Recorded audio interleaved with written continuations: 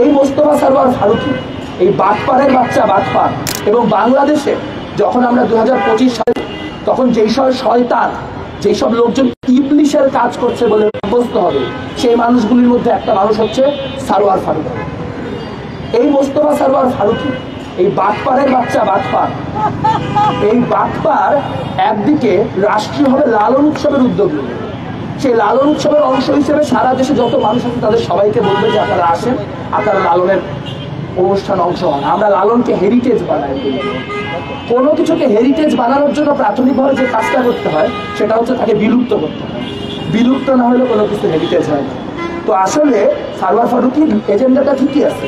তিনি প্রথমে লালন উৎসব হাতে নেবেন, তারপর লালন উৎসব হাতে নিয়ে লালন উৎসবকে ওয়াহাবাইজ করবেন, ঠিক যেভাবে বাংলাদেশের অসংখ্য মাজারকে ওয়াহাবাইজ করা হয়েছে।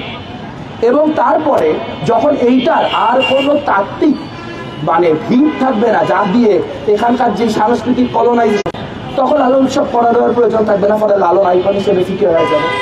কারণ এইটাই যদি তার নিয়ত না হয় তাহলে আমাকে বুঝান লালন উৎসব রাষ্ট্রীয়করণ করার পর থেকে, সেই সময়ের পর থেকে গত যে কয়েক মাস গেছে, সেই কয়েক মাসের উৎসব বন্ধ হয়েছে, কয়টা আসরকে সীমাবদ্ধ করতে বলা হয়েছে।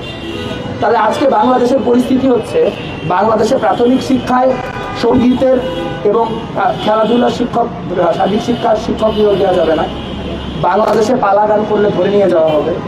বাংলাদেশে বাউলের চর্চা করলে তাকে ধরে নিয়ে যাওয়া, পাগল হলে তার চুল কেটে দেওয়া যাবে।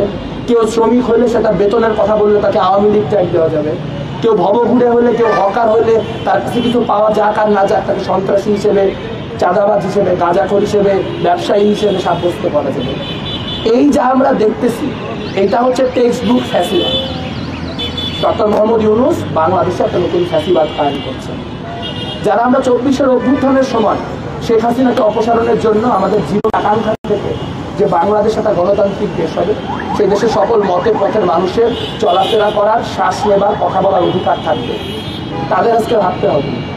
আমরা আওয়ামী লীগ আমলেও দেখছি রিতা দেওয়ানকে ধরে নিয়ে যাওয়া হয়েছে, শরীয়ত বাউলকে ধরে নিয়ে যাওয়া হয়েছে।